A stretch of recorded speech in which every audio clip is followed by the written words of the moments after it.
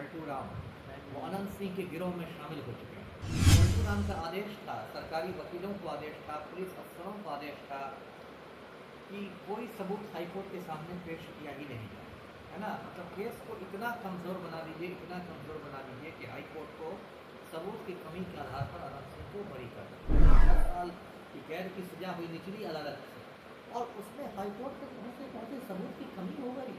ये कौन सा चीज़ है?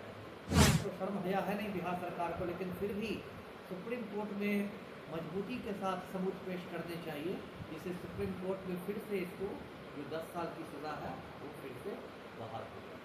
नमस्कार, आप देख रहे हैं आगाज फर्स्ट न्यूज और मैं हूं आपके साथ करुणा तिवारी। लगभग 5 साल बाद बाहुबली कहे जाने वाले अनंत सिंह जेल से बाहर आ गए। AK-47 के केस में वो जेल में गए थे। आज वो सुबह 5 बजे बेऊर जेल से उन्हें रिहा कर दिया गया।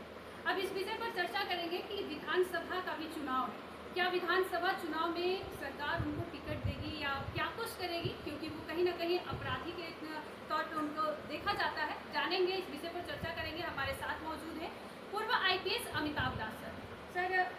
जिस तरीके से उनको बाहर निकाला गया, क्योंकि लोकसभा चुनाव में भी उन्हें निकाला गया था, इस बार विधानसभा चुनाव से पहले ही उन्हें बरी मिल गया है और अभी बहुत सारे केस उनके लिस्ट में है, क्या कहेगा इसको? अब देखिए, वो अनंत सिंह की जो रिहाई हुई है, आज वो सुबह निकल भी गया, जैसा आपने दर्शकों को बताया, तो मैं तो इससे नहीं चौंक रहा हूँ, क्योंकि मैं तो सालों से कहता आया हूँ कि जो हमारे मुख्यमंत्री हैं पलटू राम वो अनंत सिंह के गिरोह में शामिल हो चुके हैं। और इस मामले में भी जो AK-47 वाले मामले की जो पटना हाईकोर्ट में सुनवाई चल रही थी, ट्रायल चल रहा था, तो पलटू राम का आदेश था, सरकारी वकीलों को आदेश था, पुलिस अफसरों को आदेश था कि कोई सबूत हाईकोर्ट के सामने पेश किया ही नहीं जाए, है ना। मतलब केस को इतना कमज़ोर बना दीजिए, इतना कमज़ोर बना दीजिए कि हाईकोर्ट को सबूत की कमी के आधार पर अनंत सिंह को बरी कर देते हैं। और वही हुआ। तो अनंत सिंह को बाहर निकालने में तो पलटू राम सफल हो गए। और ये बहुत शर्म की बात है कि प्रदेश का जो मुख्यमंत्री है वो एक माफिया सरगना से मिलके इस तरह से खेल कर रहा है। देखिए, मैं दर्शकों को ये पूरा मामला बताता हूँ। ये मामला 2019 का था और अनंत सिंह का पुस्तैनी गांव लदमा गांव बाढ़ थाना क्षेत्र में पड़ता है, पटना जिला में ही है। और वहाँ उसके पुस्तैनी घर पर जो उस समय ASP की बाढ़ थी, श्रीमती लिपि सिंह IPS है, उसने रेड किया था, AK-47 पकड़ा था।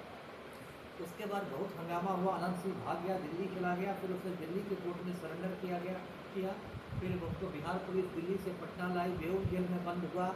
पुलिस ने उसमें चार्जशीट किया और ट्रायल जो हुआ, सुनवाई जब हुई तो निचली अदालत ने उसको 10 बरस की कैद की सजा सुनाई। उसमें वो मोकामा का विधायक था। और नियम ये है कि यदि किसी विधायक या सांसद को 2 साल या उससे ज़्यादा की सजा हो जाती है तो उसकी विधायकी या सांसदी खत्म हो जाती है। तो इसकी भी विधायकी खत्म हो गई। फिर जो उपचुनाव हुआ, इसकी पत्नी नीलम देवी चुन के आई।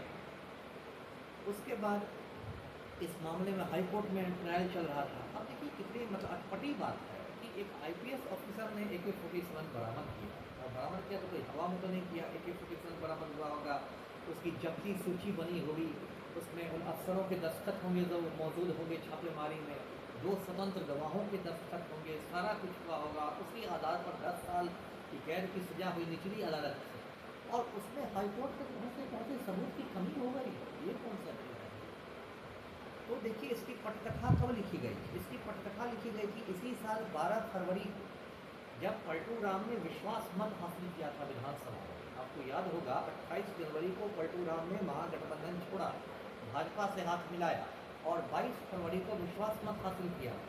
और उस समय जो नीलम देवी अनंत सिंह की पत्नी, वो राजद की विधायक है, लालटेन छाप है, उन्होंने नीतीश कुमार का समर्थन किया।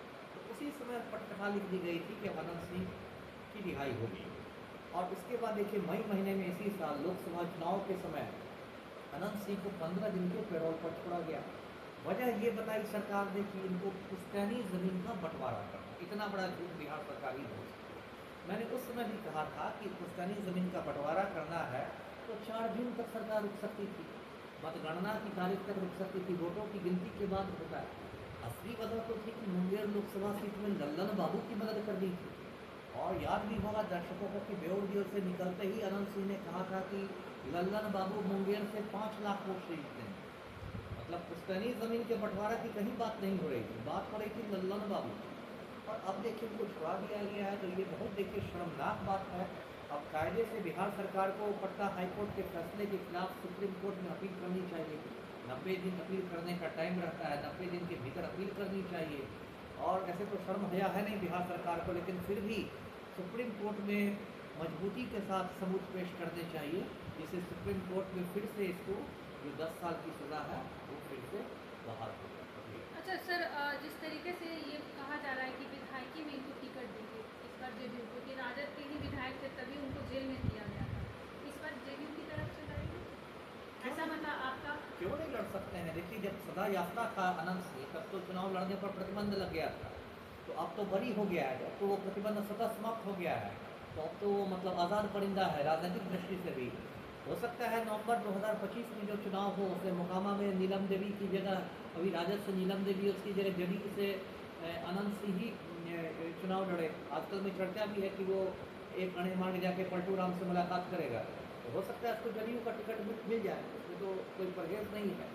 चलिए, तो देखिए अनंत सिंह बाहर आ गए हैं जेडीयू की तरफ से, अब उनके लिए क्या कुछ है, क्योंकि 2025 में विधानसभा का चुनाव होने वाला है, इसे लेकर भी हर पार्टियां अपनी अपनी रणनीति अपना रही है, तो आपका क्या कुछ करना आप भी हमारे साथ साझा करें और देखते रहे आगाज।